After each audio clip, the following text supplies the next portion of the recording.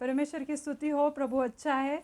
और मैं हमेशा क्यों बोलती हूँ प्रभु अच्छा है, क्योंकि सही में जब भी हम परेशान थे, बीमारियों में थे, तो परमेश्वर ने हमें बहुत ऐसे आशीष किया।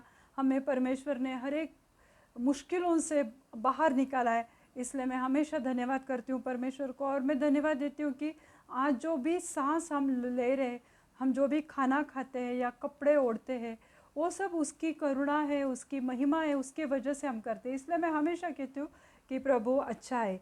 तो आज भी परमेश्वर ने कुछ अच्छा आपके लिए लाया है। वचन में जाने के पहले हम प्रार्थना में जाएंगे। परमेश्वर आप सबको आशीषित करें। धन्यवाद देते हैं परमेश्वर, इस समय के लिए धन्यवाद देते हैं। प्यारे यीशु मसीह, प्रभु मैं आज जितने भी लोग प्रभु इस वीडियो को देखने वाले, बाद में जुड़ने वाले, प्रभु यहाँ पे आए हुए हर एक जन के लिए मैं आपको धन्यवाद देना चाहती हूँ प्रभु। हर एक व्यूअर, सब्सक्राइबर्स के लिए धन्यवाद देती हूँ प्रभु, कि जो भी परमेश्वर ये वचन को सुनता है प्रभु, प्रार्थना करती हूँ प्रभु यीशु मसीह, इस वचन को आप 100 गुना फलों को लेकर आओ प्रभु। सबको आशीषित करो, सबको प्रभु छुओ और सबके जीवन में बहुत ऐसे काम करो प्रभु। हम आपको धन्यवाद देने चाहते हैं प्रभु। जो भी बोझ से आए हैं प्रभु, जो भी थके हैं, जो बीमार है परमेश्वर, आज उनके जीवन में आप बहुत ऐसे काम करो प्रभु। आगे का समय प्रभु यीशु मसीह में आपके पवित्र हाथ में देती हूँ। सब विनती प्यारे यीशु मसीह के जलाली नाम से मांगती हूँ। आप इसे सुनिए और दया से कबूल कीजिए। आमीन आमीन। जब तक हम नम्र नहीं होते तब तक हम परमेश्वर के शब्दों को नहीं सुन पाते, क्योंकि परमेश्वर का जब भी वचन सुनना है तो हमें हमारे मन को हमको नम्र करना पड़ता है। क्योंकि बहुत लोग ऐसे रहते कि अरे ये तो वचन हमने सुना है, ये तो सुना है, ये सिस्टर अब क्या नया बताने वाली है। यानी लोगों को बहुत बार ऐसा लगता है कि हम जो वचन सुन रहे हैं तो वो वचन हमें हमने ये पहले से सुना हुआ है, तो हम नया तो कुछ नहीं सुन रहे। तो मतलब उनमें एक एरोगेंसी रहती है, या जिसे कहा जाता है कि घमंड, कि उनके मन को ऐसा नहीं लगता कि नहीं अरे मुझे ये वचन सुनना है, क्योंकि पता नहीं इस सिस्टर के द्वारा या इस भाई के द्वारा वही वचन को परमेश्वर अलग अलग तरीके से बता सकता है। इसलिए परमेश्वर का शब्द या परमेश्वर का वचन सुनने के लिए हमें नम्र होना चाहिए। हमें परमेश्वर के सामने नम्र होना चाहिए और हमें शांत रहना चाहिए, तभी हम परमेश्वर का शब्द सुन सकते, उसकी वाणी को हम सुन सकते। परमेश्वर का वचन सुनना, शांत रहना और उसका शब्द का इंतज़ार करना, यानी परमेश्वर हमसे अगर कुछ बात करना चाहता है। बहुत बार हम ऐसा होता है कि गड़बड़ी में प्रार्थना करते कि चलो अभी मुझे लॉगिन करना है, मुझे अभी मेरे जॉब में बैठना है, तो फटाफट एक 10 मिनट का मैं प्रेयर कर लेता हूँ, फटाफट मैं 2 लाइन पढ़ लेता हूँ और मैं फटाक से मेरे काम में जुट जाता हूँ। तो हमारा मन जो रहता है वो परमेश्वर पे नहीं लगा रहता है। और हमें ऐसा बहुत बार लगता है कि प्रभु मुझसे क्यों नहीं बात करता है, मैं इतने परेशानियों में से जा रही हूँ, मेरा इतना कर्जा है, मेरी घर में इतनी बीमारी है, इतने परेशानी है, पर हम उससे बाहर नहीं निकलते। प्रभु क्या तू देखता नहीं, मैं तेरे सम्मुख आती हूँ, मैं प्रार्थना करती हूँ, प्रभु तू मेरे प्रार्थनाओं का जवाब क्यों नहीं देता है। क्योंकि हम गड़बड़ी में प्रार्थना करते हैं। हमें अगर परमेश्वर के पास आने के लिए समय नहीं है, तो परमेश्वर के पास भी तुम्हारे लिए कोई समय नहीं है, क्योंकि तुम्हें गड़बड़ी है। छोटी से 10-15 मिनट की प्रार्थना करते हो या आधे घंटे की प्रार्थना करते हो और चाहते हो आशीष लाखों की मिले। परमेश्वर भी चाहता है कि मेरे बच्चे शांत रहे। प्रार्थना के पहले यानी परमेश्वर का शब्द सुनने के पहले हमें 1-2 स्तुति आराधना के सॉन्ग्स गाने चाहिए, फिर हमें प्रार्थना करनी चाहिए, फिर परमेश्वर का जो पवित्र कलाम है, जो पवित्र बाइबल है, उसमें से वचन पढ़ना चाहिए। फिर प्रार्थना करने के बाद गड़बड़ी में हमें भाग के नहीं जाना है कि चलो अभी प्रार्थना हो गई, चलो मुझे कुकर लगाना है, चलो मुझे अभी आटा बनाना है, क्योंकि हो गई प्रार्थना 10-15-20 मिनट आधे घंटे की, और फिर हम चाहते कि प्रभु हमसे बात करे। अगर तुम परमेश्वर को समय नहीं देते हो तो परमेश्वर भी तुम्हारे लिए समय दे, ऐसा हम लोग कैसा एक्सपेक्ट कर सकते या कैसे चाह सकते। पर बहुत बार ऐसा होता है कि प्रार्थना ख़त्म होने के बाद हम तुरंत जाना चाहते कि फटाक से हमें ऑफिस जाना है, पट करके हमें काम को जाना है, यानी जो भी हमारे घर के काम है वो हमें करने हैं। यानी प्रार्थना इतनी लिमिटेड है और उसको इतना ही इम्पोर्टेंस हमारे जीवन में देते कि जैसे प्रार्थना ख़त्म हुई हम बैठते नहीं प्रभु के चरणों के पास शांति से कि प्रभु तुम मुझसे बात करो, प्रभु तुम क्या चाहते हो मेरे जीवन के लिए, मेरी सेवकाई के लिए, मेरे बच्चों के लिए, मेरे घर के इस प्रॉब्लम के लिए, प्रभु आप मुझसे बात करो। बात करने के लिए तुमने समय तो देना चाहिए, पर तुम इतने गड़बड़ी में हो, प्रार्थना भी 20-25 मिनट की कर लेते हो, उसके बाद भी शांति से नहीं बैठते और जल्दी जल्दी निकल जाते हो कि क्योंकि पानी चला जाएगा, मुझे पानी भरना है। तो सब काम करके शांति से आराम से बैठो, परमेश्वर से बात करो। ये ऐसा नहीं होता है गड़बड़ी में प्रार्थना करके तुरंत जाना, ये नहीं होता है। परमेश्वर का शब्द सुनने के लिए समय और जगह परमेश्वर मुकर्रर करता है, परमेश्वर हमें देता है। क्योंकि देखो आज जैसे तुम लोग आए हैं तो तुम जो शब्द सुन रहे हो, यानी जो परमेश्वर का वचन सुन रहे हो, वो परमेश्वर का वचन और ये जो समय और ये जो जगह, ये परमेश्वर ने तय की है। ये हम हमारे मन से आज तुम लोग चलो सिस्टर पूछते हैं या पास्टर पूछते हैं इसलिए मुझे जाना चाहिए, या बाय चांस तुम आए हो, ऐसा भी नहीं होता है। तो परमेश्वर समय और जगह परमेश्वर तय करते कि किस जगह किस समय मेरे बच्चों को मेरी आवाज़ सुननी है। आज अगर तुम परमेश्वर के पवित्र भवन में नहीं जाते हो, तुम परमेश्वर का शब्द नहीं सुनते हो, परमेश्वर का वचन तुम लोग सुनते नहीं हो, तो ये तो मैं कहती हूँ कि ये तो बहुत बड़ी घटी है हमारे जीवन की, ये हमारा लॉस है। पर कभी कभी ऐसा होता है कि हम किसी जगह पे प्रार्थना करते हैं और प्रभु हमें तुरंत जवाब देता है, तो हमें लगता है कि हाँ परमेश्वर ने इस समय इस जगह पे मेरे जीवन में कार्य किया। पर ये तुमने नहीं सोचा था, उस जगह और समय को परमेश्वर ने हमारे लिए नियुक्त किया है या हमारे लिए सोचा है। तो हम इसलिए मैं एक वचन पढ़ना चाहती हूँ मेरे प्रियो, गिनती की किताब उसका 7वां अध्याय और 89th वर्स, नंबर्स 7 वर्स 89, गणना 7:89। गिनती की किताब उसका 7वां अध्याय और 89th वर्स। और जब मूसा परमेश्वर यहोवा से बात करने को मेल मिलाप के तंबू में गया, तब उसने प्रायश्चित के ढकने से जो भी साक्षी पत्र संदूक के ऊपर था, दोनों करूबों में से मध्य में से उसकी आवाज़ सुनी जो उससे बात कर रहा था। इसमें हमने क्या समझ लिया? देखो मूसा के साथ परमेश्वर बात करता था।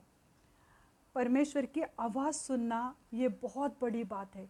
तो हम देखते हैं यहाँ पे लिखा है गिनती की किताब उसका 7th चैप्टर 89th वर्स में हम देखते हैं, और जब मूसा परमेश्वर यहोवा से बात करने को मेल मिलाप के तंबू में गया। मेल मिलाप का तंबू में जब वो गया तो यानी देखो परमेश्वर से बात करने के लिए, मूसा परमेश्वर से बात करने के लिए गया। तो हमें परमेश्वर से बात करनी चाहिए। हमें अगर परमेश्वर का शब्द सुनना है तो हमें परमेश्वर से बात करनी चाहिए। तो मूसा परमेश्वर के वो मेल मिलाप के तंबू में गया और परमेश्वर से बात करने के लिए तंबू में गया। तब उसने प्रायश्चित के ढकने से, जो प्रायश्चित का ढकना यानी दयासन के पास जब वो गया, से जो भी साक्षी पत्र संदूक के ऊपर था, साक्षी पत्र यानी जो संदूक है, जो आर्क है, वहाँ पर वो गया। तब दोनों करूबों के बीच में वो जो आर्क था उसके दोनों बाजू में करूब थे। दो करूबों के बीच में से एक वाणी आई, एक शब्द आया जो उससे बात कर रहा था। दो करूब वो संदूक थी, यानी जो साक्ष्य पत्र की जो संदूक रहती थी, और मेल मिलाप का तंबू, जो साक्ष्य पत्र यानी प्रायश्चित का जो दयासन था, जो दयासन वहाँ पे बनाया हुआ था परमेश्वर का, उसके दोनों बाजू में दो करूब थे और करूबों के बीच में से वो आवाज़ आई थी। तो हम ये देखना चाहते हैं कि ये सब क्या हो रहा है। और उसमें से उसने उससे बात की। उसने मतलब किसने? यहोवा ने उससे मतलब मूसा से बात की। परमेश्वर ने मूसा से कब तक बात की? जब वह मेल मिलाप के तंबू में गया। देखो, मैंने इसलिए बोला कि समय जगह परमेश्वर मुकर्रर करता है। परमेश्वर मूसा से बात करना चाहता था, पर कहाँ पे? मेल मिलाप के तंबू में। तुमचे तर काय लिहिलं? वाचा ना। निवास मंडप, मराठी में उसको निवास मंडप लिखा हुआ है। तो जब मेल मिलाप का निवास यानी जहाँ पे वास करते, जहाँ पे रहते, जो परमेश्वर उस मंडप में उसका आत्मा रहता था, तो वो मेल मिलाप का मंडप किससे मेल करना? परमेश्वर से मेल करना। किसी बॉयफ्रेंड गर्लफ्रेंड के बारे में नहीं लिखा हुआ। ये लिखा हुआ है कि मेल मिलाप का मंडप यानी जहाँ पे मिलते हैं हम, जहाँ पे जिस जगह पे परमेश्वर से मिलते हैं, उस निवास मंडप में जब मूसा गया, तब मूसा के साथ परमेश्वर ने बात की। तो ये मेल मिलाप का तो मूसा से परमेश्वर ने कहा कब बात की? जब मूसा उससे मेल मिलाप के तंबू में गया। प्रभु ने मूसा से कहाँ बात की? दो करूबों के बीच में से प्रभु ने, यहोवा पिता परमेश्वर ने मूसा से बात की। और ये करूब क्या दिखाता है? करूब परमेश्वर के फेलोशिप यानी परमेश्वर की संगति के बारे में दिखाता है। क्योंकि जब हम परमेश्वर से बात करते हैं तो हम सब चीज़ों को हमसे अलग कर देते। हम यहाँ पे व्हाट्सएप पे बैठे हुए, हम यहाँ पे फेसबुक पे बैठे हुए, हम कोई सीरियल टीवी पे चल रही है, बच्चे चिल्ला पुकार कर रहे, बाहर कोई औरतें झगड़े कर रही, कोई पानी भर रहा है, कोई बर्तन पटक रहा है, और इस बीच में परमेश्वर हमसे कभी बात नहीं करेगा। पर जब हम शांत होते हैं, जब हम परमेश्वर से मेल मिलाप करना चाहते, जब हम परमेश्वर के उस तंबू के पास, जब उसके दयासन के पास हम आते हैं भक्तिपूर्ण भाव से, नम्रता से, शांति से, तब प्रभु हमसे बात करता है।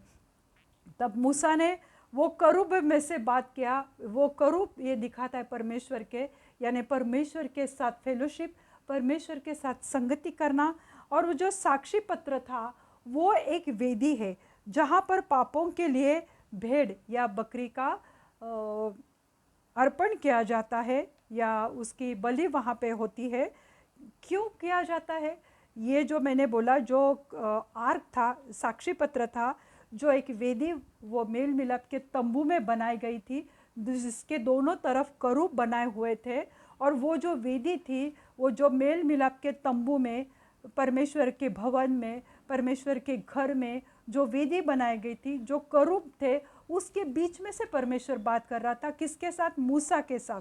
पर ये जो साक्षी पत्र था, तो ये साक्षी पत्र क्या था? वो एक वेदी थी, अर्पण की वेदी, यानी जो होम बलि, मेल बलि, यज्ञ बलि जहाँ पर होते थे, वो एक वेदी थी जहाँ पर भेड़ या बकरी का अर्पण किया जाता था। क्यों भेड़ और बकरी का अर्पण किया जाता था? हमारे पापों की क्षमा मिलने के लिए। पुराने नियम में जब भी कोई इंसान गलत कुछ गलतियाँ करता था, पाप करता था, कोई व्यभिचार है, कोई कुछ भी रहेगा, तो वो अपने पापों का प्रायश्चित करने के लिए परमेश्वर के पास किसी भेड़ या बकरी का वो अर्पण करते थे, सैक्रिफाइस करते थे। और वहाँ पे परमेश्वर से वो माफ़ी मांगते थे, क्षमा मांगते थे। और जब परमेश्वर से हम हमारे पापों के लिए प्रायश्चित करते हैं, क्षमा मांगते हैं, माफ़ी मांगते हैं, तो उस जगह पर परमेश्वर की प्रेजेंस आता है, परमेश्वर की उपस्थिति आती है, और फिर परमेश्वर हमसे बात करता है। क्योंकि हम कोई भी इंसान ऐसा नहीं है कि उसने कोई पाप नहीं किया, हर किसी ने पाप किया है। और कोई पापी अगर उस वेदी के पास आता है, परमेश्वर के सम्मुख बैठता है, अपने पापों के लिए पुराने नियम में सैक्रिफाइस देना पड़ता था। तो वो साक्ष्यपत्री जो थी, जो वेदी बनाई गई थी, तो उस पर जब किसी पाप के लिए क्षमा की जाती थी या वहाँ पे अर्पण किया जाता था, तब लहू के बगैर पापों की क्षमा नहीं होती थी। पुराने नियम में जब लहू बहाया जाता था तभी पापों की क्षमा होती थी। तो जो मेल मिलाप का मंडप, जहाँ जो परमेश्वर का भवन बनाया गया था, जिसमें ये पवित्र वेदी बनाई हुई थी, तो वहाँ पर जब तक लहू बहाया नहीं जाता था, तब तक किसी के भी पापों की क्षमा नहीं होती थी। और फिर हम देखते हैं कि लहू के बगैर पापों की क्षमा नहीं है। और क्षमा होने के लिए परमेश्वर की आवाज़ मूसा को सुनाई दी। जब क्षमा हो गई, उसने उस जगह पर गया जहाँ पर लहू बहाया हुआ था। वो जगह पवित्र बन गई थी, पाक बन गई थी, शुद्ध बन गई थी। और उस जगह पर जो वेदी पर वो सब करने के बाद, पापों की क्षमा होने के बाद, पवित्र लहू से साफ होने के बाद, फिर मूसा ने परमेश्वर की आवाज़ को सुना। तब मूसा के साथ परमेश्वर ने बात किया। इसलिए परमेश्वर की आवाज़ को सुनना, हम कहते हैं कि हम परमेश्वर के, हमें कोई आवाज़ सुनाई नहीं देती, हमें कोई रेवलेशन नहीं था, हमें कोई प्रोफेसी नहीं मिलती है। क्यों? क्योंकि तुम अपने आप को शुद्ध नहीं रखते, अपने आप को पवित्रता का जीवन नहीं कर जीवन के साथ नहीं जीते हैं, या तुम परमेश्वर के पास प्रायश्चित्त के साथ नहीं आते, या तुम पापों के लिए क्षमा नहीं मांगते हो। इसलिए मेरे प्रियो बहुत बार गड़बड़ी हो जाती है। और जब उसने परमेश्वर की आवाज़ को सुना तो उसने परमेश्वर के प्रेजेंस, वहाँ पे परमेश्वर की उपस्थिति आई, परमेश्वर का प्रेजेंस आया। और जब वो सब पाक हो गया, शुद्ध हो गया, पवित्र हो गया, और फिर 2 करोबों में से परमेश्वर की वाणी को, परमेश्वर के शब्द को, परमेश्वर के आवाज़ को मूसा ने सुना था। पवित्रता का जीवन जीने से पापों की माफ़ी मिलती है। मिलने के बाद परमेश्वर के शब्द हम सुनाई देते हैं, हमें सुनाई देता है। आज हम देखते हैं कि ये पुराने नियम में होता था मेरे प्रियो, कि सैक्रिफाइस के बगैर कोई पापों की क्षमा नहीं है। पर आज प्रभु यीशु मसीह ने अपने आप को सूली पर चढ़ाया, जो लहू उसने बहाया, वो जो रास्ते से उसको लेकर गए थे मेरे प्रियो, वो क्रूस पर लटकाने तक उसका खून गिरते गया पूरे रास्ते में, उसका लहू, उसका शरीर, उसका बदन पूरा तोड़ा मरोड़ा गया था। और वो खून से भरे, वो लथपथ, वो ज़मीन भी खून से भरी हुई थी मेरे प्रियो। पूरा रास्ता शुद्ध हो गया, वो पूरी जगह शुद्ध हो गई परमेश्वर के पाक लहू की वजह से, प्रभु यीशु मसीह के शुद्ध और पवित्र लहू के वजह से। और वो उसने सर्वदा के हमेशा के लिए उसने अपने आप को बलि चढ़ाया।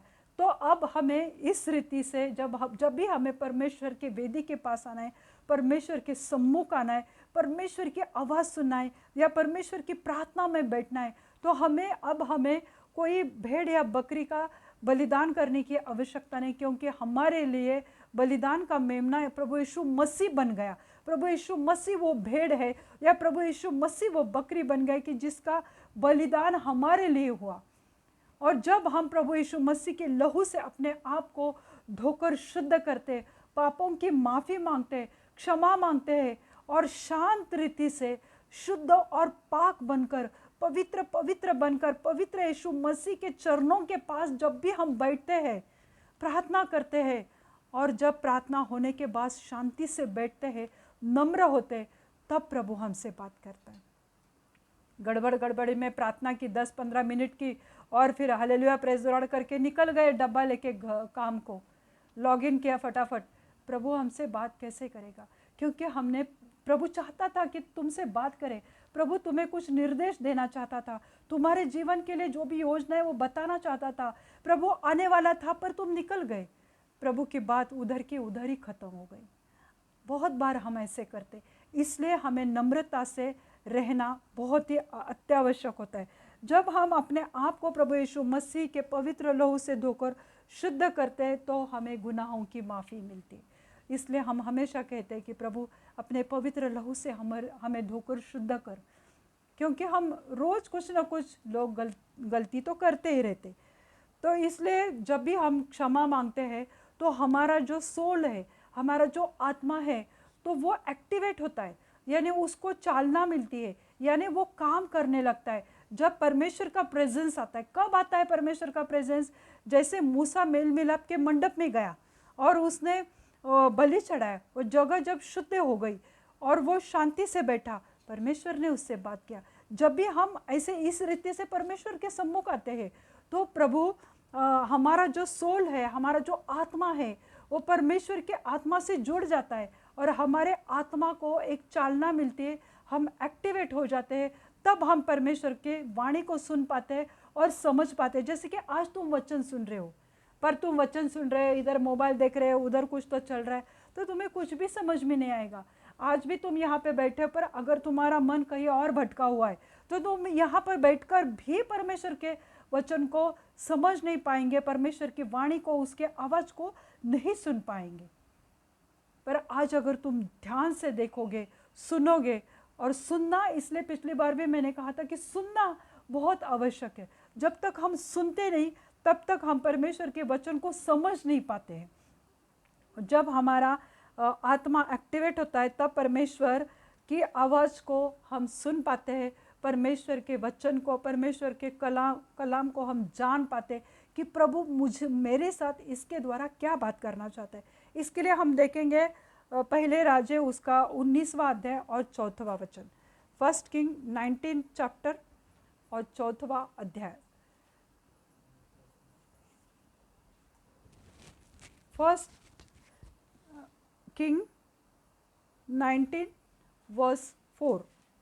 पहले राजे उसका 19वां अध्याय और 4वें आयत में हम देखते हैं, एलिया झाऊ के पेड़ के तले बैठ गया और वहाँ उसने यह कहकर अपनी मृत्यु मांगी, हे यहोवा, बस अब मेरा प्राण ले ले, क्योंकि मैं अपने पुरखों से अच्छा नहीं हूँ।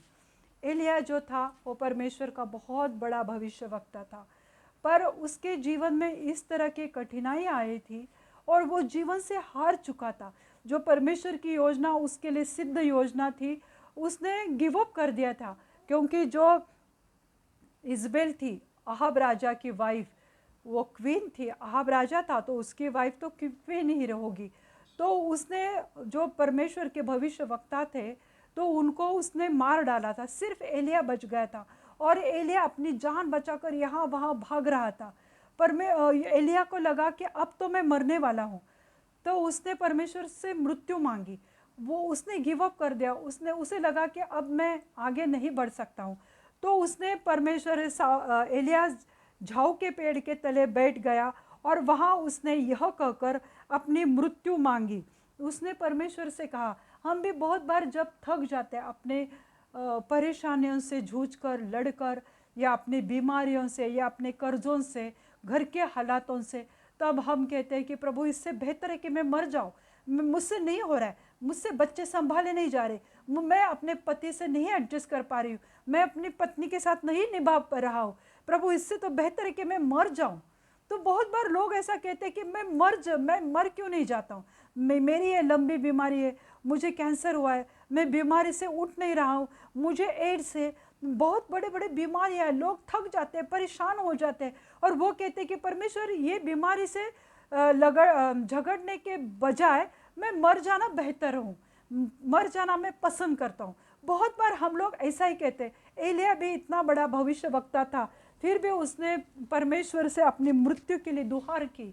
उसने परमेश्वर से अपनी मृत्यु को मांगा और उसने परमेश्वर से कहा, हे यहोवा, बस अब बहुत हो चुका, बहुत मैं हार गया, बहुत भागता रहा, छुपता रहा, दौड़ता रहा इज़बेल से, अब मुझे मृत्यु बेहतर है, मैं जीना नहीं चाहता हूँ, बस अब मेरे प्राण ले ले, क्योंकि मैं अपने पुरखों से अच्छा नहीं। मेरे जो पुरखों है, यानी मेरे दादा, परदादा, मेरे पिताजी, वो भले लोग थे, मैं उनसे अच्छा नहीं, इसलिए मैं शायद इस बुरी हालातों में से जा रहा हूँ, शायद मैं कुछ कमज़ोर हूँ, शायद मुझ में वो मेरे पुरखों के जैसे, मेरे बाप दादा परदादाओं के जैसे मुझ में पवित्रता नहीं है, अच्छाई नहीं है, तो मेरे प्राण ले ले प्रभु। थक हार गया था अपने परिस्थिति से, और ऐसे में वो थक के वो झाऊ के पेड़ के नीचे वो सो गया।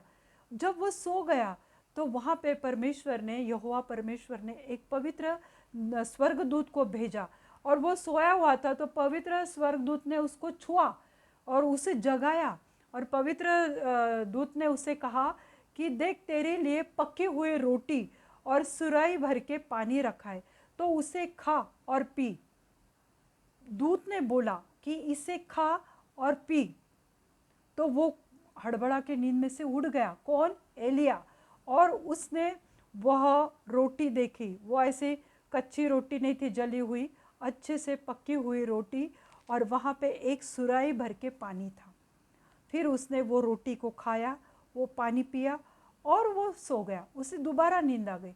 दोबारा उसको कुछ देर बाद दूत ने जगाया, कहा देख ये रोटी और पानी रखा है, उसे खा और पी, क्योंकि तुझे बहुत बड़ी लड़ाई लड़नी है, क्योंकि तुझे बहुत कुछ आगे देखना है। एलिया ने कहा परमेश्वर से, बस मैं अब मरना चाहता हूँ, मुझे मृत्यु चाहिए, मैं भाग नहीं सकता। पर परमेश्वर ने उसके दूत के द्वारा उससे बात की।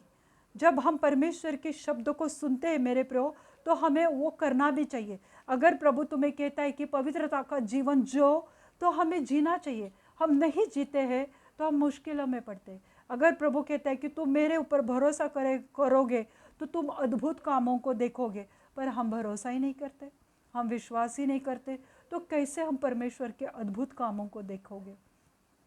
एलिया को बताया गया, पानी पी, रोटी खा। उसने दो बार रोटी खाई, पानी पी, आराम किया, नींद में गया। क्यों? क्योंकि उसने स्वर्गदूत की वाणी को, शब्द को, आवाज़ को सुना और उस रीति से उसने किया मेरे प्रियो। और जब स्वर्गदूत ने उसे छूकर कहा उठकर खा, उसने उसे कमांड किया उठ और खा, वो बोला नहीं मुझे मरना है, मैं नहीं खाऊंगा। ऐसा नहीं किया उसने। हमारे ऊपर परेशानी आती है, बीमारी आती है, हालात बद से बदतर हो जाते, पर फिर भी हमें प्रभु के पास आना है। तो इस रीति से उसने कहा उठ और खा। तब उसने देखा कि एक पकी हुई रोटी और एक सुराई भर के पानी वहाँ पे रखा हुआ था। फिर वही अध्याय में हम 8वें वचन में देखते हैं, तब उसने उठकर खाया और पिया और उस भोजन से बल पाकर 40 दिन रात चलते चलते परमेश्वर के पर्वत होरेब पर पहुंचा। जब उसको 2 बार वो रोटी और पानी पिलाया गया परमेश्वर के दूत के द्वारा, ये प्रभु यीशु मसीह की, यहोवा परमेश्वर की योजना थी। उसके हिसाब से जब उसने वो रोटी को खाया, वो पानी को पिया, तब उसे बल मिला, सामर्थ्य मिला, क्योंकि उसने वो दूत की आवाज़ को सुना और उसने कहा उठकर खा, तो उसने उठकर खाया और पिया। जो परमेश्वर हमसे करने के लिए कहता है वो हमें करना चाहिए। हम नहीं करते आज, इसलिए हम प्रॉब्लम में है, झगड़ों में है, गाली गलौज में पड़े हैं, कर्जों में है, रोना धोना है हमारे पास, क्योंकि परमेश्वर की आवाज़ सुनने के लिए हमारे पास वक्त ही नहीं है। हमने वो जगह ही नहीं रखी, हमने वो वेदी ही नहीं बनाई। जब तक हम प्रार्थना की वेदी नहीं बनाएंगे तो परमेश्वर उन करोबों के बीच में से परमेश्वर की पवित्र आत्मा हमसे कब बात करेगी, क्योंकि हमें वक्त ही नहीं है। पर जब एलिया को बताया गया, तब एलिया ने क्या किया कि एलिया ने उठकर वो रोटी को खाया, और जब उसे सामर्थ्य मिला कि वो फ्रेश हो गया।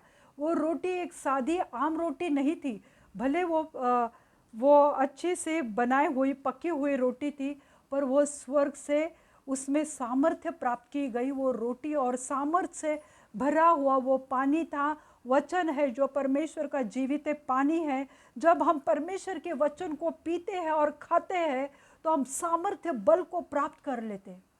पर जो भी परेशानी है हमारे जीवन की, जो भी बड़ी बड़ी बीमारी है, हम उससे डटकर मुकाबला कर सकते। हम नहीं कहेंगे कि प्रभु मैं बस हो गया, अब मुझे मृत्यु दे, अब मुझे मरना है। ये हमारे मुंह से नहीं निकलेगा, क्योंकि परमेश्वर के बल को, परमेश्वर के रोटी को, पवित्र रोटी को हमने खाया है और हमने बल को प्राप्त किया है।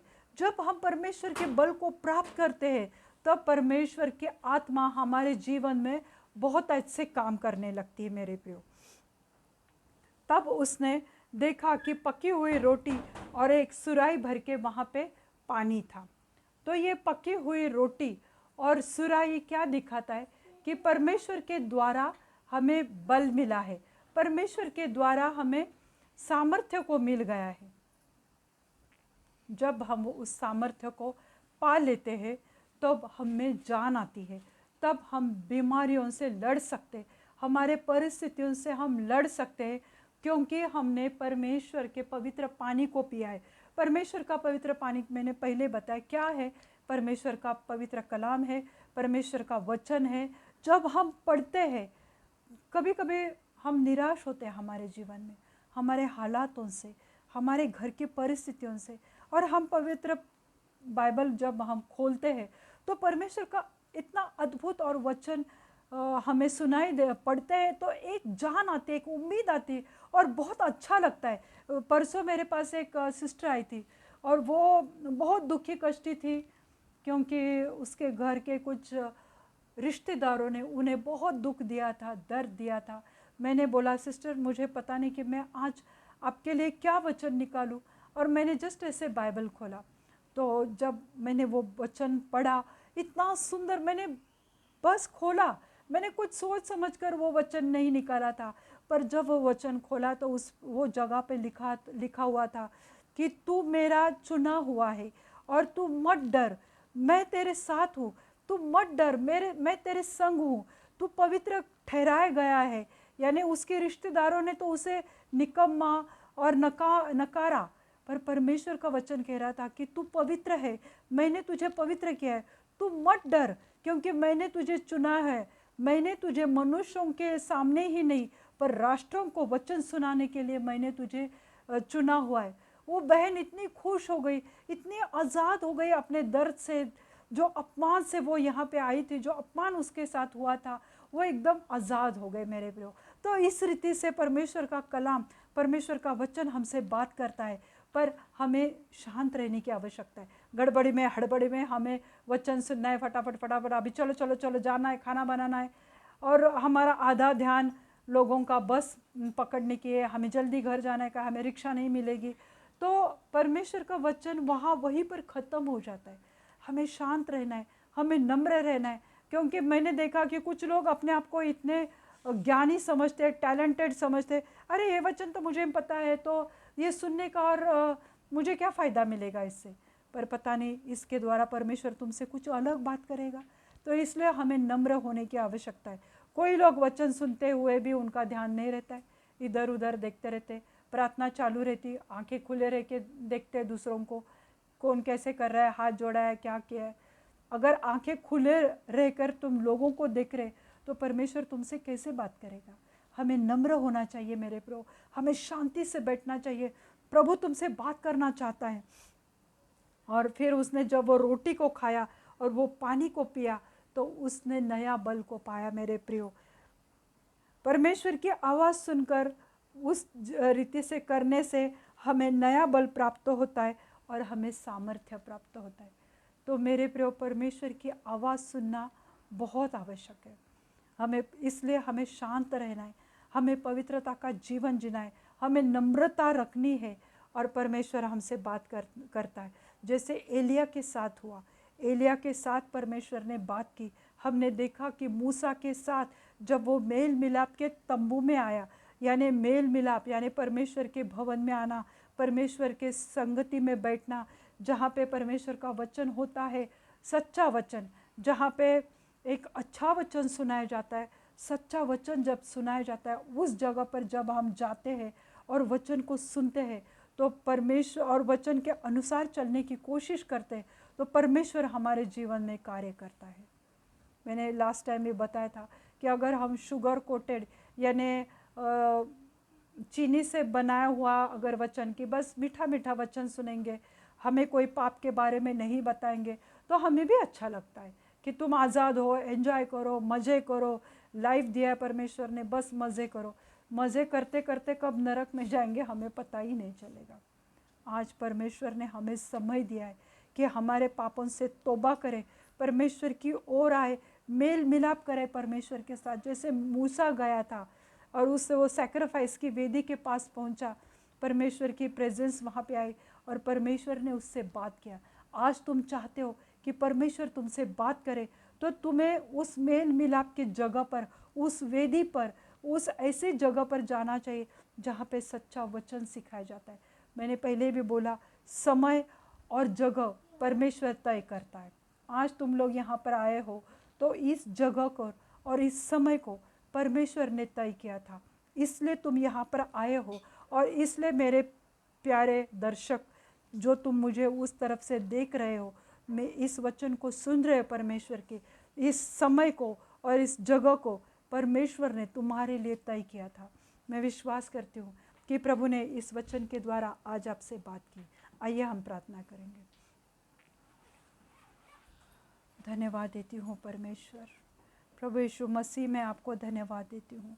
आप आज अद्भुत और महान रीति से प्रभु, मैं विश्वास करती हूँ कि जो भी प्रभु लोग आपसे दूर हो गए प्रभु, जिन्होंने भी परमेश्वर आपको समय नहीं दिया है, या जिन्होंने भी शांत रहकर प्रभु आपकी ओर नहीं देखा है, आपके मुंह की तरफ उन्होंने नहीं देखा है प्रभु, आज ऐसे सब मेरे भाई बहन छोटे बड़े सबके ऊपर आपका अनुग्रह आने दो प्रभु, ताकि वो आपके वचन को सुन पाए प्रभु, और वचन को सुनकर प्रभु उस रीति से वो कर पाए प्रभु, उस रीति से वो आप पर विश्वास कर पाए प्रभु।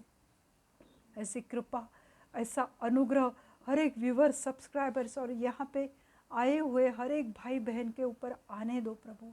हर एक को छुओ मेरे जीवित खुदा, और उनके जीवन में उन्हें ऐसा समय दो प्रभु कि वो उस समय में सिर्फ और सिर्फ आपके ओर ध्यान लगाए प्रभु, आपसे बात करे प्रभु, आपसे मेल मिलाप करे, अपने पापों के लिए वो प्रायश्चित करे या पश्चाताप करे, या परमेश्वर की जब उपस्थिति आती है तब प्रभु आप उनसे बात करना चाहते। मेरे जीवित खुदा, आज हर एक के ऊपर ये अनुग्रह आने दो प्रभु, ताकि वो आपकी पवित्र आवाज़ को सुन पाए प्रभु। आप महान कार्य करने वाले जीवित परमेश्वर हो प्रभु। मैं आपको धन्यवाद धन्यवाद और धन्यवाद ही देना चाहती हूँ। प्यारे यीशु मसीह, आज इस जगह में आप बहुत अच्छे काम करो प्रभु। जो भी थके हुए बोझ से आए हैं, बीमारी से आए हैं प्रभु, आज हर एक को याद करो प्रभु। हर एक को आपके पवित्र हाथ में मैं सौंपती हूँ प्रभु। हर एक को, जो भी व्यूवर्स है, सब्सक्राइबर्स है और यहाँ पे खड़े हैं प्रभु, सबको प्रभु आपके पवित्र लहू से मैं धोकर शुद्ध करती हूँ प्रभु, क्योंकि लहू के बगैर पापों की माफ़ी नहीं है प्रभु। और आपका पवित्र पवित्र लहू है प्रभु, जो हमारे पापों से हमें छुटकारा देता है, माफ़ करता है प्रभु। प्रभु सबको माफ़ी दो, क्षमा करो प्रभु, और आपके पवित्र आवाज़ को इस वक्त वो सुन पाए प्रभु। ऐसा अनुग्रह हर एक के ऊपर करो प्रभु। धन्यवाद देती हूँ परमेश्वर। आज जितने भी बीमार है परमेश्वर, जो भी एथराइटिस के पेशेंट है परमेश्वर, उनके घुटने के दर्द को, हाथ के दर्द को, शोल्डर पेन को, टेनिस एल्बो के पेन को, स्पॉन्डिलाइटिस, रीढ़ के हड्डी के पेन को, हिल्स के पेन को मैं डांटते हुए यीशु मसीह के नाम से अभी इसी वक्त मेरे पवित्र पवित्र परमेश्वर प्रभु यीशु मसीह, आप उन्हें छुओ प्रभु। आपका पवित्र लहू उस जगह पर मैं लगाती हूँ जहाँ पर भी मसल्स टाइट हुए, मसल्स में ताकत नहीं है प्रभु। हर एक जॉइंट पेन को प्रभु मैं यीशु मसीह के नाम से धमकाती हूँ कि उनके शरीर से निकल जाए इसी वक्त, और आपका पवित्र लहू उनके उस भाग पर मैं लगाती हूँ। उन्हें छुओ प्रभु, और आपके चंगाई से उन्हें भर दो यीशु मसीह। प्रभु मैं आज प्रार्थना करती हूँ एड्स, कैंसर, ट्यूमर के पेशेंट के लिए प्रभु। जो भी कैंसर पेशेंट है प्रभु, जिनकी भी सर्जरी हुई है प्रभु, और वो बोल नहीं पाते हैं परमेश्वर, या वो काम नहीं कर पाते, मेरे जीवित खुदा उस जगह पर आपका पवित्र लहू लगाती हूँ प्रभु, ताकि वो जख्म जल्दी से जल्दी वो भर कर आए प्रभु। प्रभु हर एक कैंसर पेशेंट को छुओ प्रभु, उन्हें विश्वास दिलाओ प्रभु कि आप उनसे बात करने वाले परमेश्वर हो प्रभु। प्रभु मैं चाहती हूँ परमेश्वर कि आप हर एक ऐसे पेशेंट को छुओ प्रभु, जो भी ब्रेस्ट कैंसर है परमेश्वर, जो भी यूट्रस के कैंसर है परमेश्वर, गुप्ता अंग में कैंसर है प्रभु, जो रसोली है प्रभु यीशु मसीह के नाम से, और रसोली अभी इसी वक्त निकल जाए यीशु मसीह के नाम से प्रभु। हर एक कैंसर के पेशेंट को छुओ प्रभु।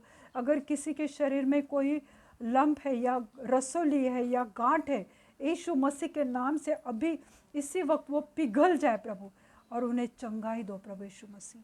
प्रभु हर एक शुगर के पेशेंट को, डायबिटीज़ के पेशेंट के लिए प्रार्थना करती हूँ परमेश्वर, उनके लहू में प्रभु आपका पवित्र लहू आने दो प्रभु, ताकि उनकी शुगर लेवल नॉर्मल हो जाए यीशु मसीह के नाम से।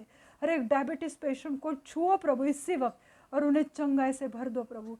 हर एक परमेश्वर थायराइड के पेशेंट के लिए, बीपी के पेशेंट के लिए, हार्ट के पेशेंट के लिए मैं प्रार्थना करती हूँ प्रभु। हर एक का थायराइड लेवल नॉर्मल करो, बीपी नॉर्मल हो जाए यीशु मसीह के नाम से प्रभु। मैं प्रार्थना करती हूँ जिनके भी हार्ट में प्रॉब्लम है, ब्लॉकेजेस है, यीशु मसीह के नाम से वो नॉर्मल हो जाए प्रभु। आपका लहू उनके नर्व्स में बहने दो प्रभु, ताकि वो ब्लॉकेजेस निकल जाए यीशु मसीह के नाम से प्रभु। वो हार्ट को नया कर दो प्रभु, उस हृदय को नया कर दो प्रभु, ताकि वो अच्छी रीति से सांस लेने पाए और बहुत आयत का लंबा सा जीवन जी पाए प्रभु। प्रभु यीशु मसीह, मैं प्रार्थना करती हूँ टीबी पेशेंट के लिए प्रभु, उन्हें उनके फेफड़ों में आपकी जान आने दो प्रभु, उनकी कमज़ोरी यीशु मसीह के नाम से निकल जाए प्रभु। प्रभु जी, मैं प्रार्थना करती हूँ मेरे जीवित खुदा कि आपका वचन सच्चा है प्रभु। अगर आप कहते हैं कि मेरे कोड़े खाने से आप चंगे हो चुके, प्रभु आपने कहा है कि आप ऑलरेडी चंगे हो चुके हैं प्रभु। प्रभु ऐसे जो भी बीमारी है प्रभु, अस्थमा की बीमारी है प्रभु, वो अस्थमा के पेशेंट को चंगाई दो प्रभु यीशु मसीह। प्रभु मैं प्रार्थना करती हूँ ऐसे पति पत्नी में जिनके यहाँ अनबन होती है प्रभु, जो डिवोर्स के कगार पे आके खड़े हैं प्रभु, ऐसे हर एक पति पत्नी के जीवन में आप कार्य करो प्रभु। हर एक डिवोर्स की स्पिरिट को मैं डांटते हूँ यीशु मसीह के नाम से, उनके घर से उनके जीवन से निकल जाए यीशु मसीह के नाम से, और उस पति पत्नी को एक करो प्रभु। उस घर गृहस्थी को मैं आपके पवित्र हाथ में देती हूँ। ऐसे एक नौजवान बच्चे हैं प्रभु, अगर वो किसी गलत संगत में पड़े, गलत राह पे चल पड़े प्रभु, उन्हें आज़ाद कर दो वो गंदी चीज़ों से, गंदी बातों से प्रभु, और उन्हें आपके मार्ग में लेकर आओ प्रभु। अगर किसी को शराब की आदत है, जुआ की आदत है, गुटखा कोई खाता है, तंबाकू खाने की बुरी आदत को, मिश्री की बुरी आदत को, सिगरेट की बुरी आदत को मैं यीशु मसीह के नाम से डांटती हूँ। अब भी इसी वक्त उनके शरीर से, उनके मन से उस इच्छा को निकाल दो यीशु मसीह के नाम से प्रभु, और उन्हें आज़ाद कर दो गंदी बातों से, गंदी चीज़ों से प्रभु। जो भी नौजवान मोबाइल पे गंदी चीज़ें देखते हैं प्रभु, वो गंदी वीडियोस को और गंदी इच्छाओं को मैं डांटते हूँ यीशु मसीह के नाम से, वो बच्चों के मन से, हृदय से निकाल दो प्रभु यीशु मसीह। और प्रभु उनके जीवन में आप कार्य करो प्रभु। प्रभु जी, मैं आज प्रार्थना करती हूँ जो भी स्किन प्रॉब्लम है प्रभु, हर एक स्किन प्रॉब्लम को आपका पवित्र लहू लगाती हूँ प्रभु, क्योंकि आपके पवित्र लहू में चंगाई है प्रभु, और हर एक एक्जिमा उनके स्किन से निकल जाए यीशु मसीह के नाम से प्रभु। प्रभु जी, मैं प्रार्थना करती हूँ परमेश्वर, जो भी हेयर फॉल की प्रॉब्लम है प्रभु, जिनके भी बाल झड़ते, मेरे जीवित खुदा वो बाल झड़ने की क्रिया को बंद करते हो यीशु मसीह के नाम से, क्योंकि आपका वचन कहता है प्रभु जी कि अगर तुम्हारे सर से एक बाल भी गिरता है प्रभु, आप उसकी गिनती, उसका हिसाब आप रखते हैं परमेश्वर। प्रार्थना करते हो कि जो भी हेयर फॉल है प्रभु वो रुक जाए, और उनके सर पे हजारों के मात्रा में अच्छे घने बाल आ जाए प्रभु। आप कार्य करने वाले जीवित परमेश्वर हो प्रभु, आप कार्य करो परमेश्वर। जिनके भी आँखों में प्रॉब्लम है प्रभु, उन जिनके भी आँखों में कैटरैक्ट है प्रभु, मोतीबिंद की समस्या है प्रभु, जिनके भी आँखें कमज़ोर है प्रभु, उन्हें दिखाई नहीं देता है परमेश्वर, उनकी आँखों को छुओ प्रभु, और उन्हें अच्छी रीति से उनकी नज़र होने दो, उन्हें अच्छा दिखाई देने दो परमेश्वर। प्रभु मैं प्रार्थना करती हूँ जिनके भी आँखों में से पानी बहता है परमेश्वर, उन आँखों में को छुओ प्रभु, और उस बीमारी को निकाल दो प्रभु। इसी वक्त प्रभु उनके आँखों में से बहने वाले पानी को मैं डांटती हूँ यीशु मसीह के नाम से, उन्हें चंगाई से भर दो प्रभु जी। जो भी बच्चों के लिए चाह रहे प्रभु, उन्हें अच्छे तंदुरुस्त हेल्दी बच्चे से आशीषित करो प्रभु। जो भी परदेश जाना चाहते हैं, अब्रॉड जाना चाहते हैं परमेश्वर, उनके जो भी डॉक्यूमेंट्स अगर अटके पड़े हैं प्रभु, वो सब डॉक्यूमेंट्स को, वीज़ा को आपके पवित्र लहू से ढक देती हो प्रभु, पर वो विदेश जाकर वो आपको न भूल जाए प्रभु। आप उनके साथ रहो और उन्हें संभालो, आपके पवित्र पंखों तले उन्हें छुपा के रखो मेरे जीवित खुदा। आप कार्य करने वाले महान परमेश्वर हो। जिनके भी मुंह में गाली गलौज की दुरात्मा है, गुस्से की आत्मा है, उसको हमें डांटते हैं यीशु मसीह के नाम से प्रभु। गाली गलौज गुस्से के आत्मा को हर एक के मन से, शरीर से निकल दो यीशु मसीह के नाम से प्रार्थना करती हूँ प्रभु। महान परमेश्वर आप हो प्रभु। जिनको भी नौकरी नहीं है प्रभु, प्रार्थना करती हूँ कि उनको अच्छे नौकरी से आशीषित करो। जिनके बिजनेस के प्रॉब्लम हुए प्रभु, उनको अच्छा बिजनेस उनका चलने दो वापस प्रभु। प्रभु प्रार्थना करती हूँ परमेश्वर, ये हर एक के कर्जों से उन्हें आज़ाद कर दो प्रभु। जिनके भी घर में पैसे की प्रॉब्लम है प्रभु, उनको अच्छे जॉब से और अच्छे बिजनेस से आशीषित करो प्रभु। हर एक कर्जे की दुरात्मा उनके घर से निकल जाए यीशु मसीह के नाम से प्रभु। जो भी फाइनेंस की प्रॉब्लम है प्रभु, वो निकाल दो प्रभु जी। उन्हें आपका वचन सुनने की इच्छा दो प्रभु, उसके अनुसार चलने की इच्छा दो प्रभु, क्योंकि आप आशीष करने वाले परमेश्वर हो, आशीर्वाद देने वाले परमेश्वर हो प्रभु। प्रार्थना करती हूँ मेरे जीवित खुदा, जो भी अपने जीवन के लिए, अपने लिए अच्छे लाइफ पार्टनर के लिए सोच रहे, आपसे प्रार्थना विनती कर रहे प्रभु, इसी वक्त प्रभु प्रार्थना करती हूँ प्रभु कि अपने पवित्र भंडार से प्रभु उन्हें अच्छे जीवन साथी से, अच्छे लाइफ पार्टनर से उन्हें आशीषित करो प्रभु, ताकि वो आपको मानने वाले और अपने पति पत्नी पर प्रेम करने वाले, कुटुंब के साथ मेल जोल करने वाले अच्छे लाइफ पार्टनर से उन्हें आशीषित करो प्रभु।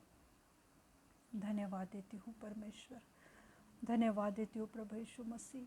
आप हर एक के जीवन में आपने कार्य किया है प्रभु, जिन्होंने भी इस वीडियो को देखा है, सुना है प्रभु, मैं विश्वास करती हूँ कि आप उनके जीवन में टेस्टमनीज को लेकर आने वाले परमेश्वर। जितने भी लोगों ने आज कबूल किया है कि आप ही सच्चे जीवित है परमेश्वर और प्रभु यीशु मसीह, आप उनके जीवन में टेस्टमनीज को लेकर आने वाले हैं परमेश्वर। धन्यवाद देती हूँ प्रभु यीशु मसीह। आगे का समय प्रभु यीशु मसीह मैं आपके पवित्र हाथ में देती हूँ। आपने इस प्रार्थना को सुना है और जवाब दिया, इसलिए मैं धन्यवाद देती हूँ। सब विनती प्यारे यीशु मसीह के नाम से मांगती हूँ, आप इसे सुनिए और दया से कबूल कीजिए। पिता का प्यार, पुत्र का अनुग्रह और पवित्र आत्मा की शांति अभी से लेके अंत तक आप सबके जीवन में बनी रहे। प्रभु अपना मुख प्रकाश आपके मुख पे उंडेले, प्रभु अपनी शांति आपके जीवन में भर दे और प्रभु आप सबको बहुत अच्छे आशीषित करे। आमीन। अगर आपने इस वचन को सुना है और समय दिया, इसलिए मैं आपको धन्यवाद देना चाहती हूँ। God bless you all. Thank you.